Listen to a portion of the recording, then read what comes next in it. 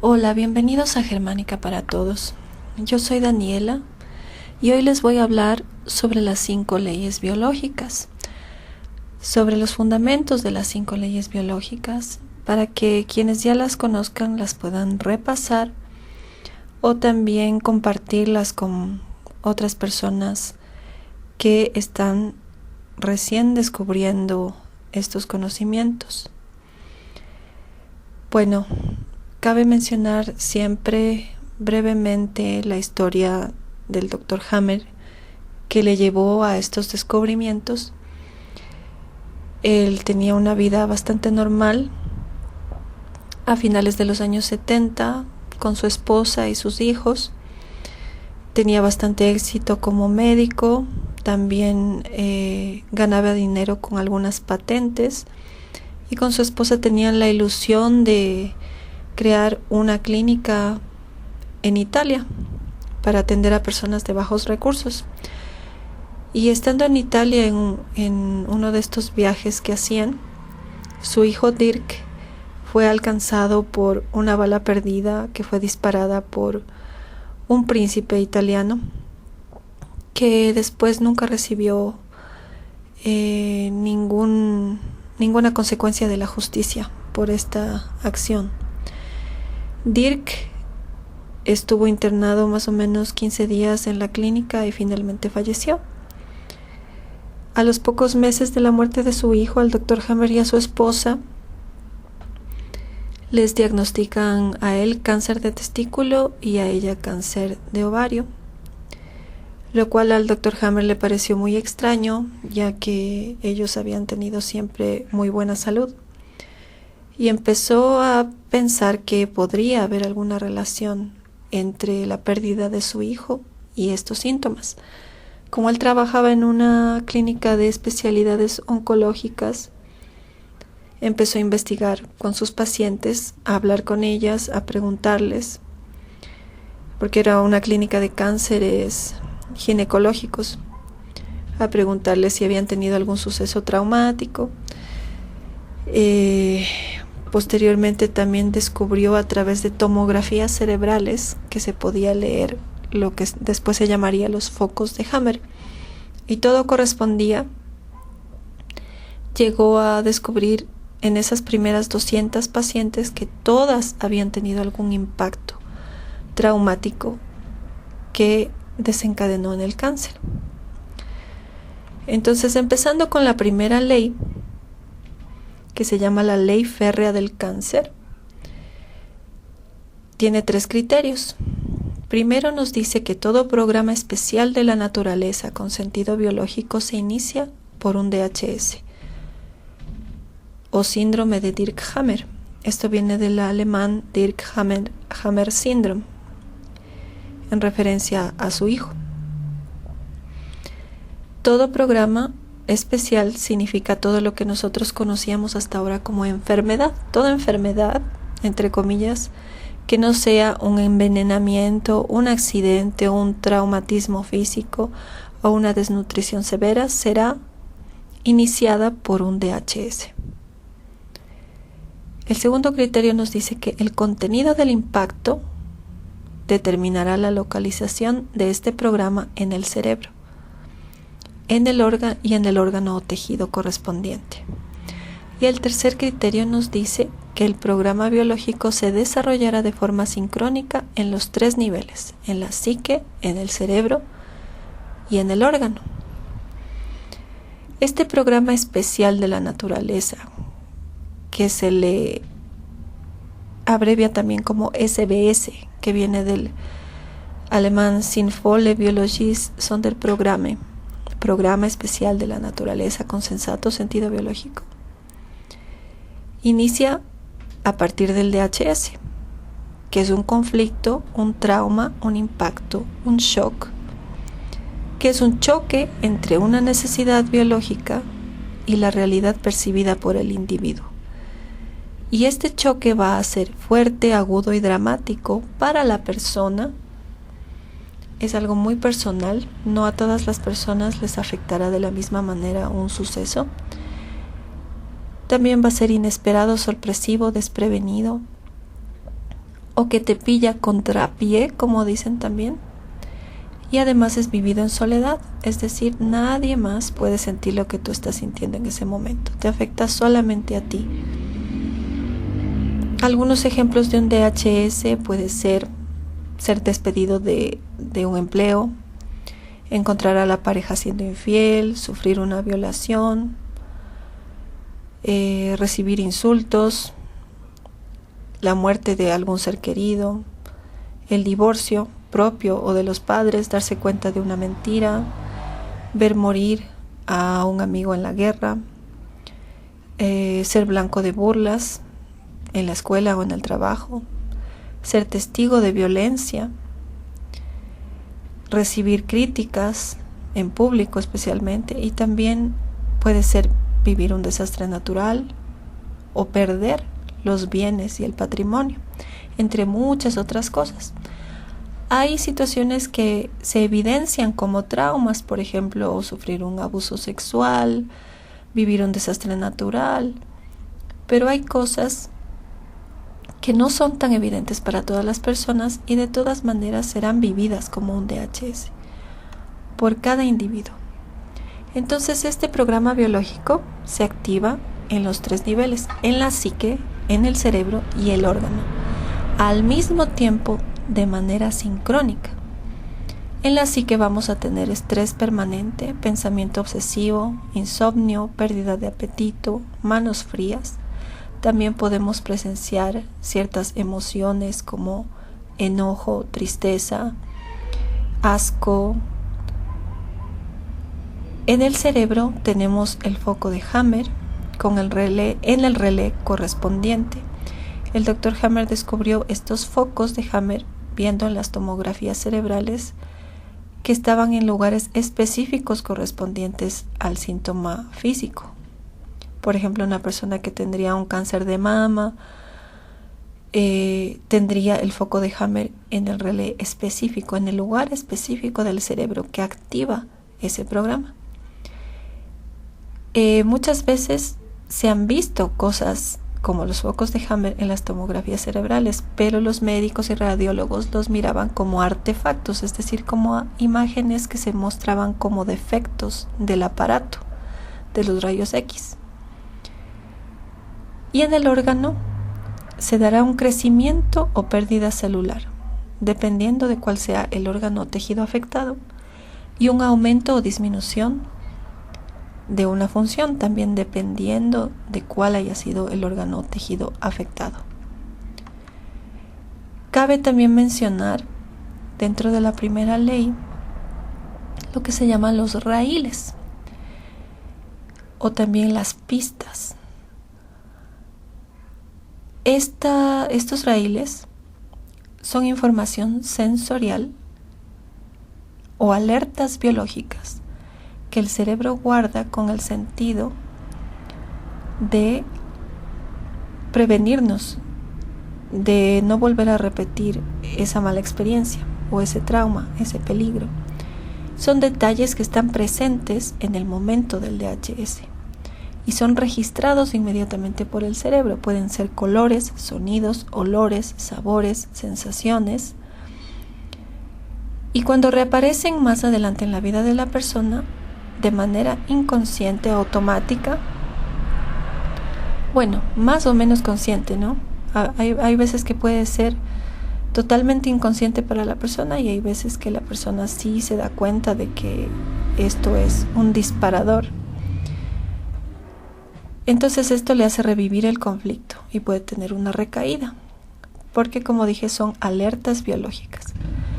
Y esto puede prolongar que un conflicto esté pendiente, aunque ya haya estado en solución, puede venir un raíl y reactivarlo. La segunda ley biológica es la ley bifásica, que nos explica que todo programa biológico especial de la naturaleza consta de 2 fases. La primera fase de conflicto activo. A partir del DHS se inicia la fase de conflicto activo, o que se le llama también simpaticotonía, donde tenemos estrés permanente. aumento o disminución de la función, según cuál haya sido el tejido u órgano o área cerebral afectada. Después, si es que tenemos una solución del conflicto, empieza la segunda fase. La solución del conflicto se le llama también conflictólisis. Es el instante en que obtenemos la solución. Y esta segunda fase, que se le llama también vagotonía, se divide a su vez en dos fases o en dos partes. La segunda fase se divide en dos partes. Lo que se llama la PCLA y la PCLB. CL significa conflictólisis y PCL post-conflictólisis. A porque es la primera parte y B porque es la segunda parte. En la PCLA vamos a tener, o es lo que se llama la fase exudativa, mucho cansancio, manos calientes, fiebre.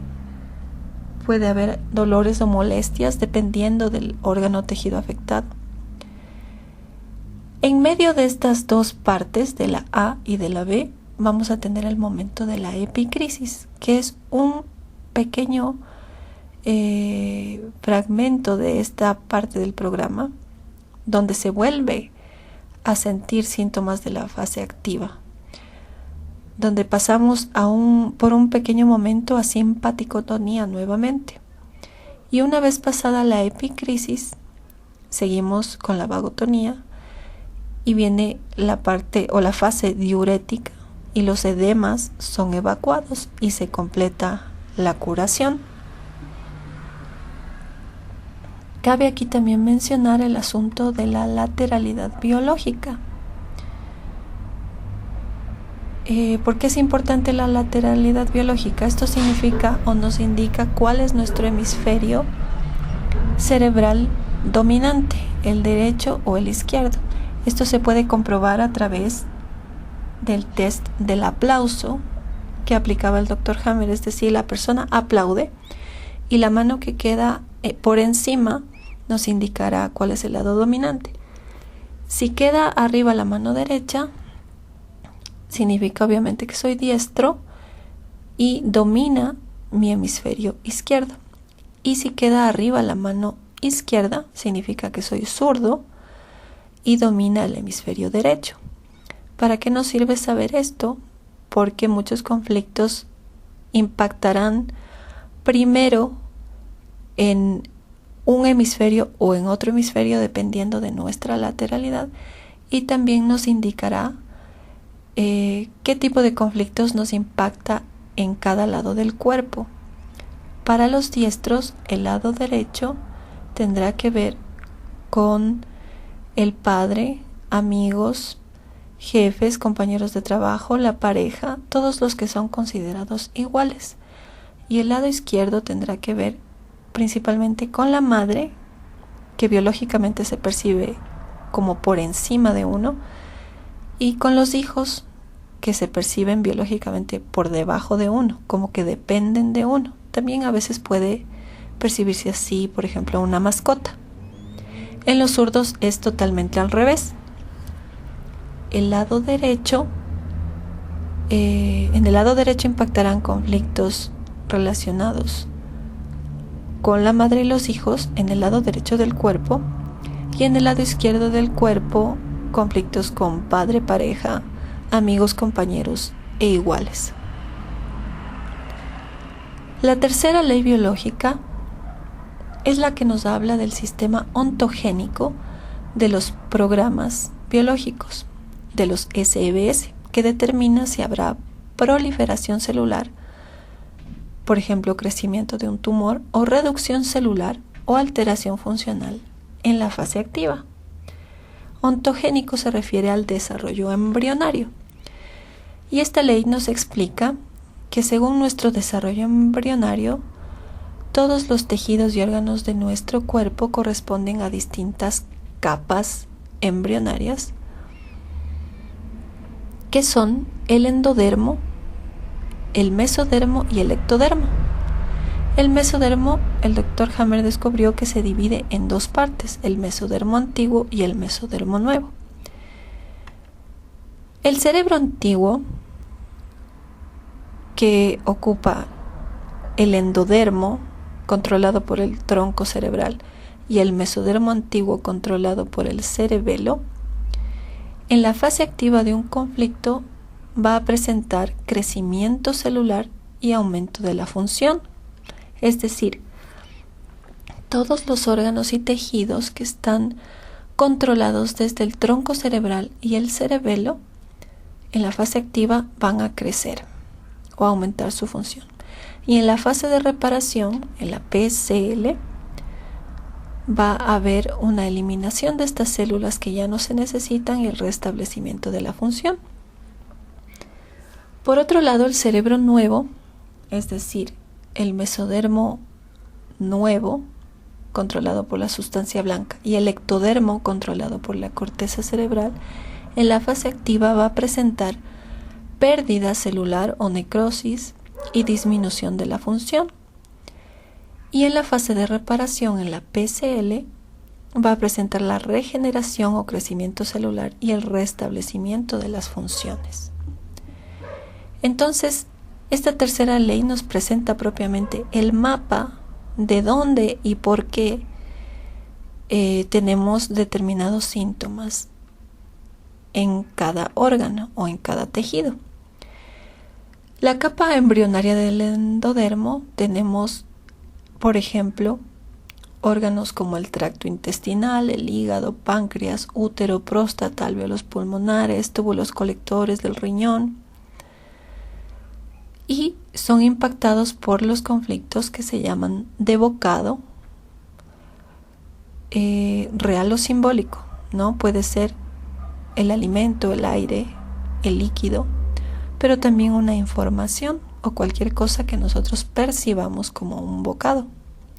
El mesodermo antiguo engloba tejidos como la dermis, la pleura, peritoneo, pericardio y algunas glándulas. Y los conflictos van a ser los de ataque contra la integridad. Asimismo puede ser de manera real o simbólica.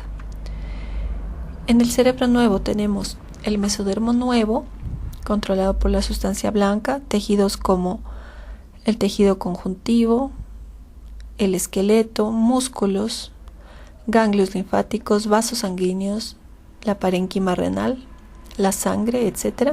Y los conflictos van a ser de desvalorización, es decir, no sentirme capaz de algo que es fundamental para mi supervivencia.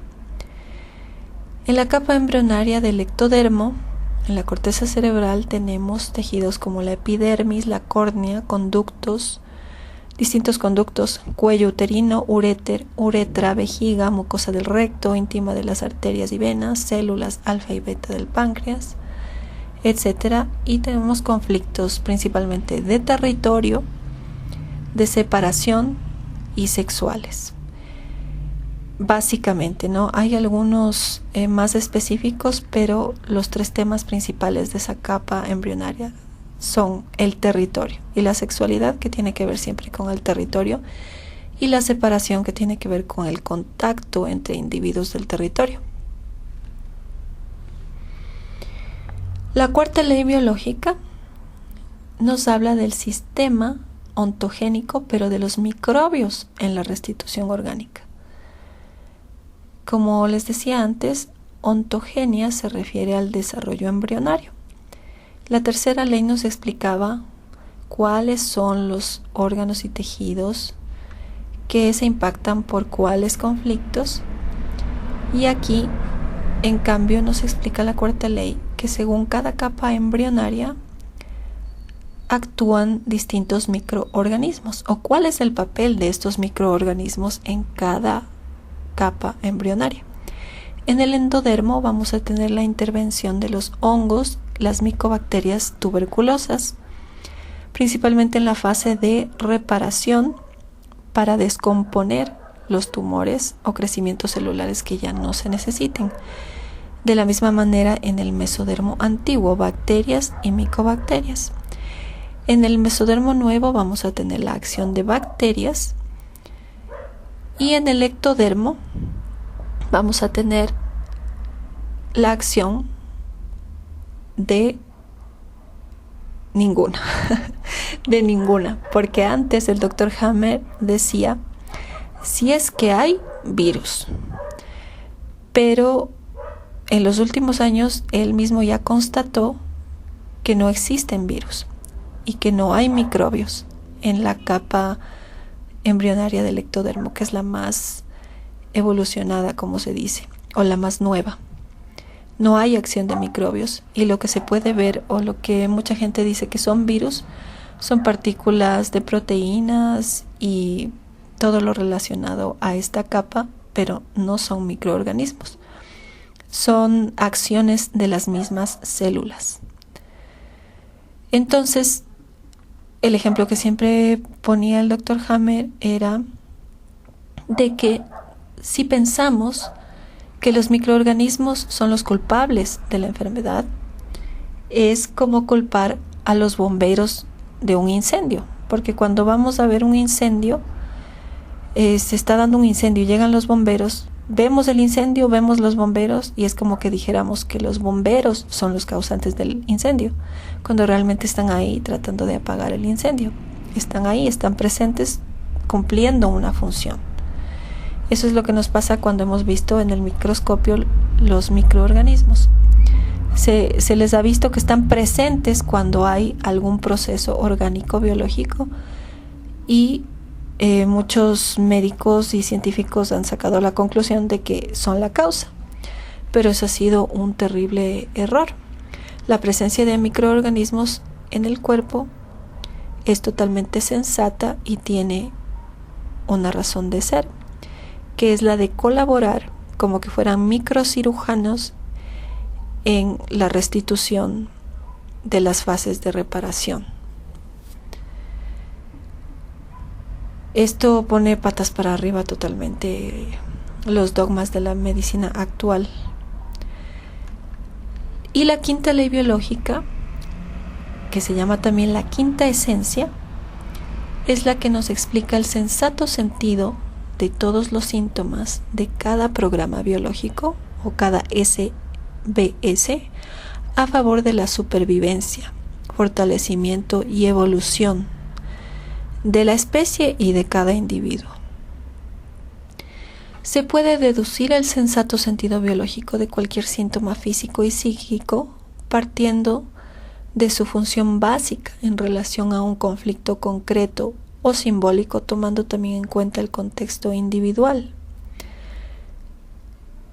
Para ponerles unos ejemplos, si tenemos como síntoma un tumor en el estómago,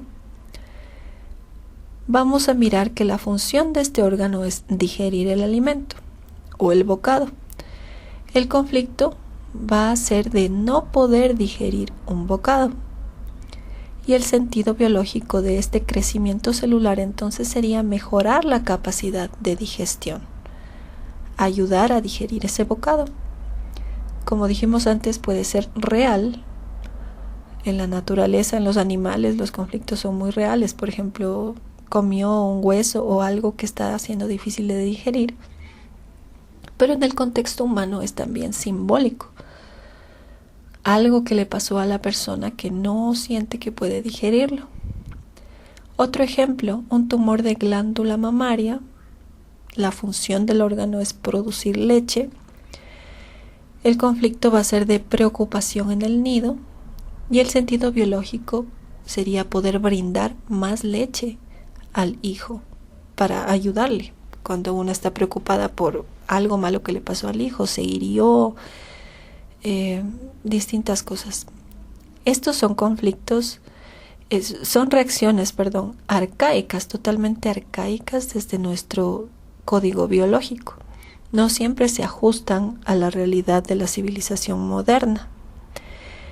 Tanto es así que puede, por ejemplo, una madre sufrir un conflicto de preocupación en el nido por un hijo adulto que, no sé, por ejemplo, cayó preso.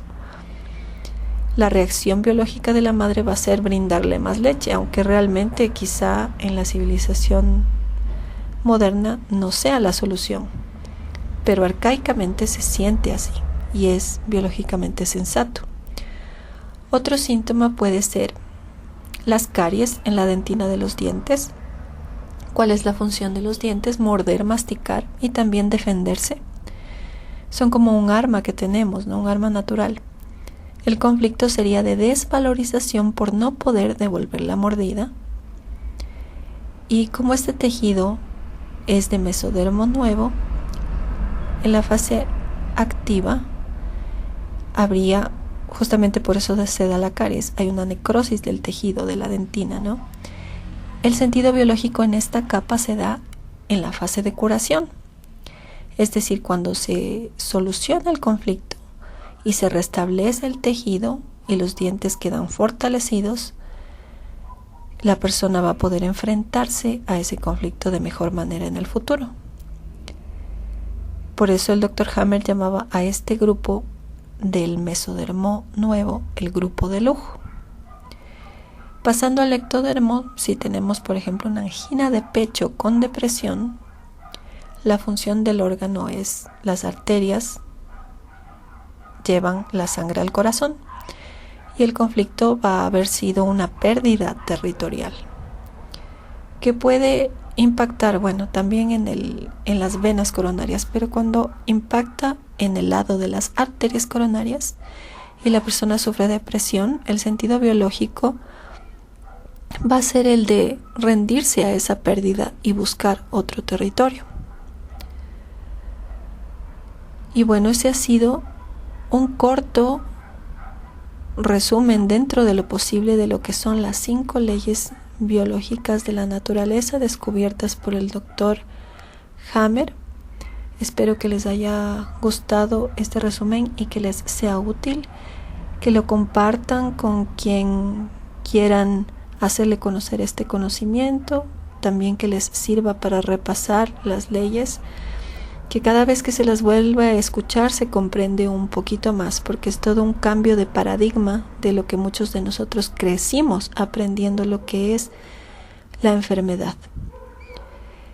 Bueno, si están escuchando esto en YouTube, no olviden darle like al video para que llegue a más personas. Suscribirse si es que no lo han hecho todavía. Denle clic a la campanita para que les lleguen notificaciones cuando yo suba nuevo contenido. También si desean colaborar con este canal, con este podcast, con la labor de difusión que realizo, les dejo también en la descripción el enlace de PayPal donde pueden realizar cualquier donativo y también a la página de Patreon que estoy construyendo. Y muchas gracias por escuchar hasta aquí y nos vemos en un próximo capítulo.